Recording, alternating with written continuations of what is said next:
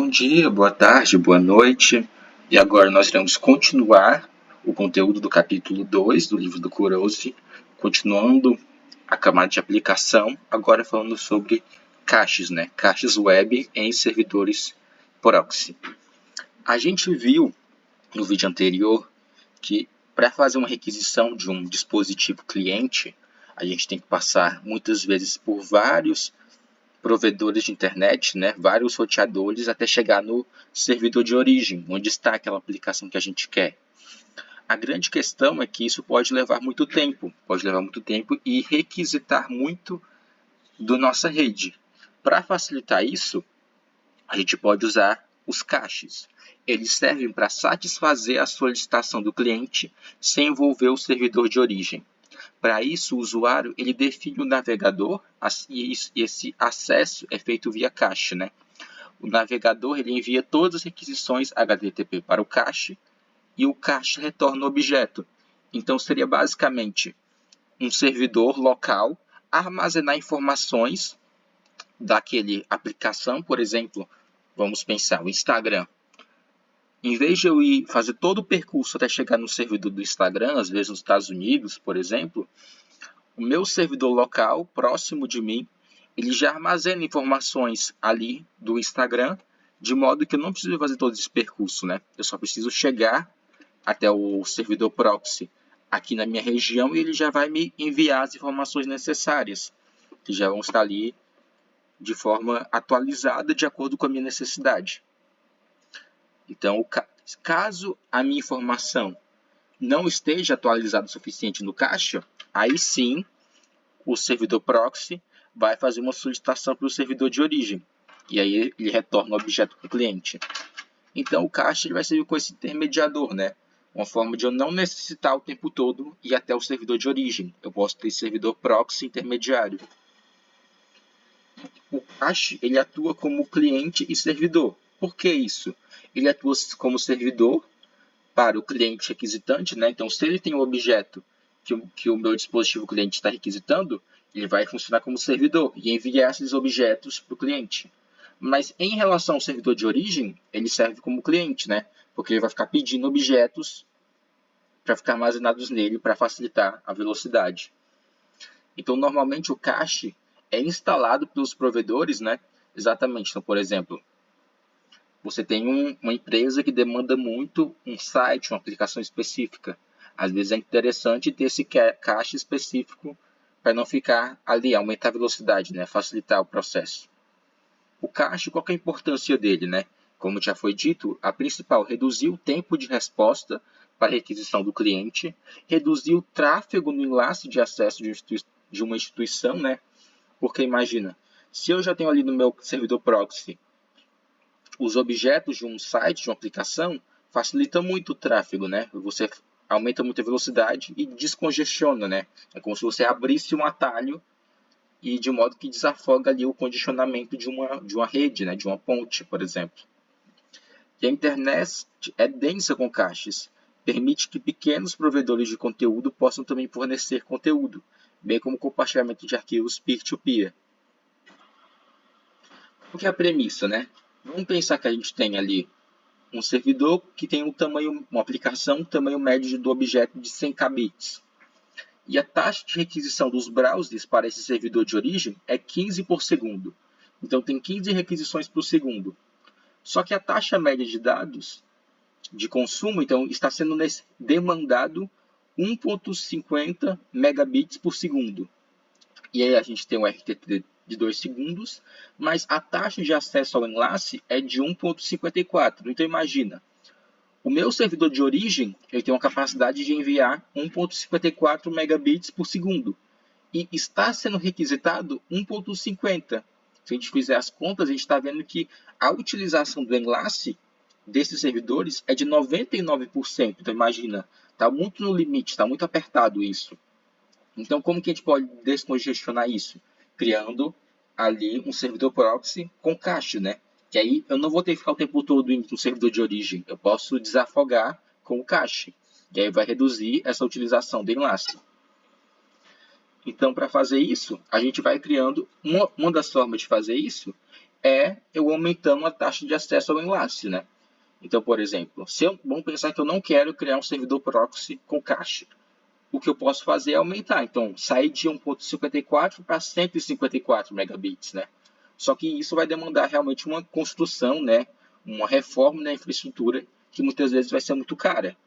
Você vai ter um aumento na velocidade de acesso ao enlace, mas isso vai ter que ser considerado uma análise aí. E aí, já a questão do cache, se a gente faz um cache web local, muitas vezes vai ser um custo muito barato, vai ter uma compensação maior, vai ser um custo-benefício melhor. Então, por exemplo, na minha rede institucional, eu tenho um cache web que vai ter ali informações de cache do meu servidor, por exemplo, né, de uma aplicação mais requisitada. Por exemplo, numa empresa eu uso muito, não sei, uma empresa de publicidade, e eu uso muito o Instagram, por exemplo. E aí vai ter caches ali com informações do Instagram. Vai facilitar e eu não vou ter fazendo tanta essa requisição o tempo todo para o servidor de origem. Vai desafogar o servidor de origem. Então, aí, instalando o cache local, né? Por exemplo, suponha a taxa de acerto do cache seja de 40%, né? 0,4. Ou seja, de todas as requisições, 40% vão ser atendidas, resolvidas pelo cache. E 60% na origem, ou seja, eu desafoguei 40%. Então, se antes eram feitas 100 requisições para o servidor de origem, agora vão ser feitas só 60. As outras 40 vai direto para o servidor cache. E aí a utilização do Elastic, né, como a gente foi dito, vai ficar só 60%. Isso vai facilitar bastante, né? Então imagina, você vai ter um desafogo aí, né? E aí é feito as contas para mostrar como é que vai funcionar isso. E aí a questão do get conditional, né? Como que eu vou saber se eu vou pegar informações do cache ou se eu vou pegar informações do servidor de origem? Para entender isso, a gente vai entender a questão do objetivo, né? Não enviar objeto se o cache tiver uma versão atualizada em cache.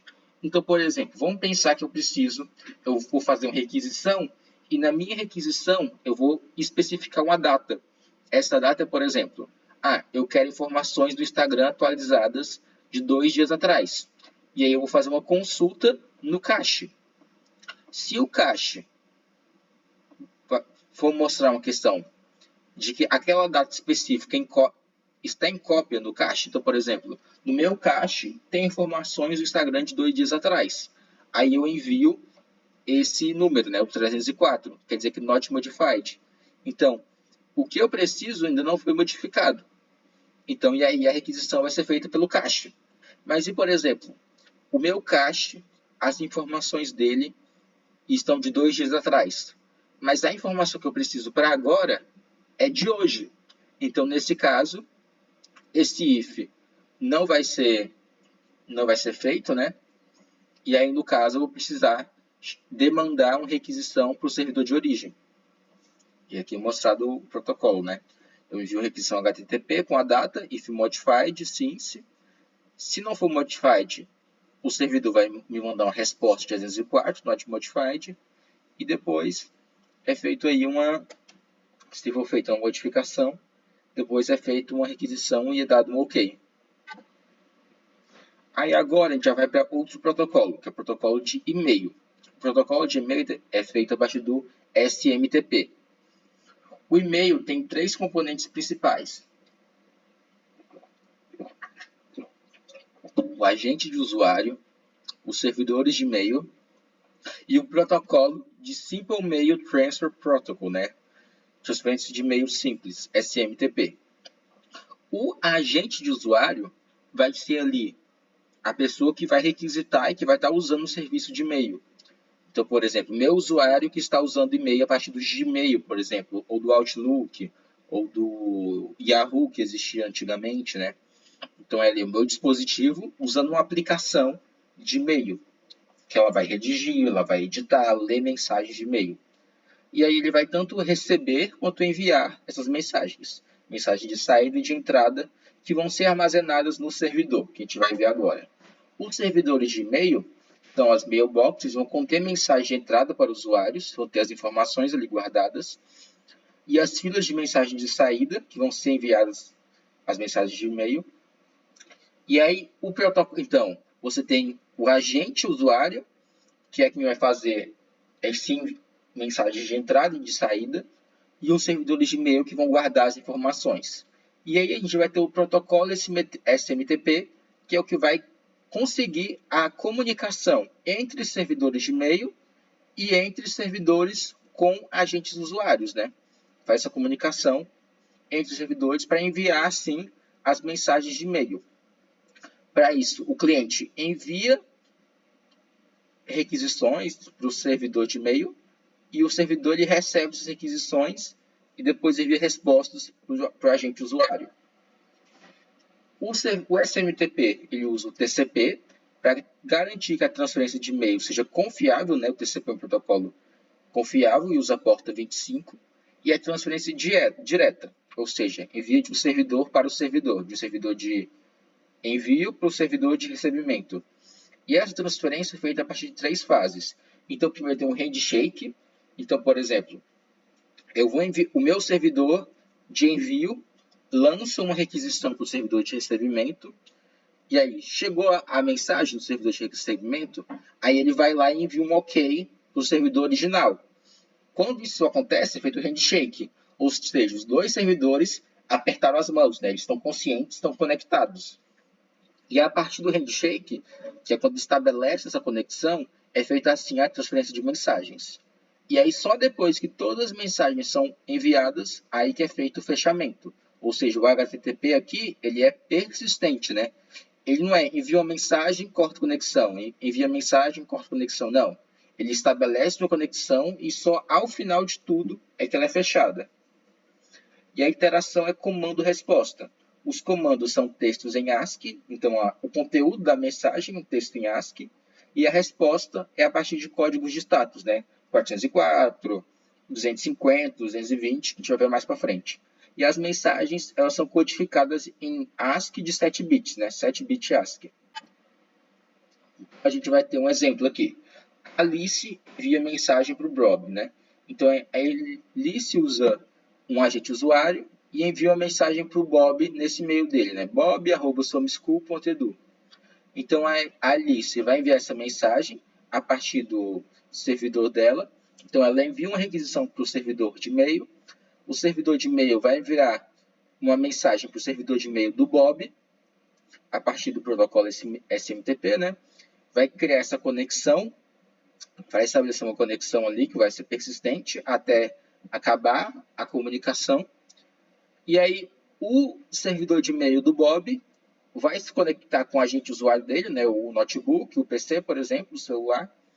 E aí vão ser feitas essas mensagens, né? Sempre fazendo esse caminho do agente usuário da Alice para o servidor de e-mail dela, enviando para o servidor de e-mail do Bob, até chegar no agente usuário do Bob. Vai ser feito esse percurso enquanto existir a comunicação. E aqui a gente tem um exemplo. Então, por exemplo, um sender, né? Um remetente, está querendo enviar uma mensagem para o C, de S para C. E o S enviou a mensagem, primeiro é feito uma requisição com resposta 220. Para que serve o código 220? O código 220 é para estabelecer conexão. E aí, estabelecendo a conexão com o C, né, com o creps.fr, é feito aí um hello, por exemplo. E aí, tendo esse hello, depois chega no S um hello com a resposta 250. 250 quer dizer que é ok. E aí ele manda hello, tanana, please to meet you, né? Então, estou agraciado por te conhecer, né? E aí depois, o C, ele recebe o e-mail de Alice, né? Do alice@crepes. E aí ele recebe a questão do 250, né? O S recebe a resposta 250 falando que foi enviada a mensagem. Então, ok, a sua mensagem foi enviada. E aí depois o C recebe a mensagem e aí ele envia uma nova mensagem. Ele envia uma nova mensagem, S, que era a Alice, ela recebe 250, né? Por quê? Porque o recipiente recebeu a mensagem, leu a mensagem. E aí é feito o data, né? Então, ali a mensagem enviada ali com o corpo do texto. E assim vai. até no final é feito um kit. Esse kit quer dizer que a conexão foi encerrada, já foi feitas as mensagens, e aí a gente tem o código 221. O código 221 quer dizer que a conexão foi fechada. E o SMTP, como já foi dito, usa conexões permanentes, né, persistentes, e ele requer mensagens de cabeçalho de corpo para ser em 7-bit ASCII. Né? Então ele vai ter ali um cabeçalho com algumas informações primordiais e depois o corpo do texto. O servidor SMTP usa o Ctrl+LF, Ctrl+LF para determinar o final da mensagem. Né? Então, a partir do momento que tem o Ctrl+LF, você identifica que a mensagem se encerrou. Então, comparando com o SMTP, no HTTP você tem o puxar, que é o pull. No SMTP é o empurrar, push, né? Então, no HTTP, a primeira coisa que a gente faz é o GET, né? A gente pega a requisição dos objetos do site que eu estou querendo acessar, né? Chega no SMTP, não. Eu estou enviando e-mail, então a primeira coisa é enviar, empurrar, né? Fazer um push. Mas ambos têm comandos de resposta, né? ASCII, então, comandos 250, 404 e assim vai. Tem códigos de status. E no HTTP, cada objeto capsulado é em sua própria mensagem de resposta. Já no STP pode ter múltiplos objetos enviados em mensagem multiparte. Né? Então, na mesma mensagem pode ter múltiplos objetos. Pode ter imagem, pode ter texto, pode ter vídeo. Né? O mesmo envio SFTP. E aqui a gente tem mostrando como é que funciona, né? O cabeçalho, o header, que vai ter, por exemplo, para quem é a mensagem, então, o destinatário, o from, né, que seria o remetente, e ali o assunto, né, o subject. E aí depois o body, que é o corpo do texto. No body tem a mensagem que é feita de caracteres ASCII. E aí os protocolos de acesso ao e-mail, né? No SMTP é o que vai fazer a entrega, armazenamento do servidor no receptor. E aí a gente vai ter protocolos de acesso de e-mail ou de recuperação de servidor. O POP, né, que é Post Office Protocol, é um protocolo de autorização e de download do e-mail. O IMAP é o Internet Mail Access Protocol. Ele vai ter mais features, incluindo a manipulação e o estoque de mensagens no servidor. E o HTTP vai fazer essa questão de requisição no meio web, né? No Gmail, Hotmail, Yahoo, do serviço web do e-mail. Então, como é que funciona a questão do protocolo POP3, né? Você tem primeiro uma fase de autorização. Então, por exemplo, o S vai dar o OK, o servidor está pronto. Você vai falar reconhecimento, né, do user Bob. E aí o S, OK. Depois a senha, né, pass hungry. Aí depois o S, OK. User successful login. Então, o POP3 vai ter uma parte de autorização, né, de login. E depois, em seguida, depois que é feito o login, né, login reconhecido entre os usuários, foi feita nessa identificação de um usuário com outro, você tem a fase de transação, né, envio de mensagens, em que a gente vai ter a list, que vai mostrar os números das mensagens, né, vai ter o RETR, que é a referência, né, o Retrieve Message by Number, então você vai associar uma mensagem com um número, e aí o delete, né, vai mostrar que ele foi deletado. E aí no final o kit, que aí saiu, você pode desativar o protocolo POP3, que já e aí o POP3 e o IMAP. O POP3, no exemplo anterior que a gente viu, usa o modo POP3 de download e apaga, né? E o POP não pode reler o e-mail se ele mudar de cliente. Então, você faz o download, vê, ali, visualiza as mensagens e depois que você faz o log off, né? Você desloga, é tudo apagado, é feito o delete, né? O POP3 ele faz o download e guarda, né? Então ele faz a cópia de mensagens em clientes diferentes. E ele é stateless, né? Em todas as sessões. Ou seja, a partir do momento que você sai, ele não armazena estados, apaga tudo. Quando você abrir de novo, aí ele vai puxar tudo de volta. E no IMAP, ele vai manter todas as mensagens em um só lugar, então no servidor.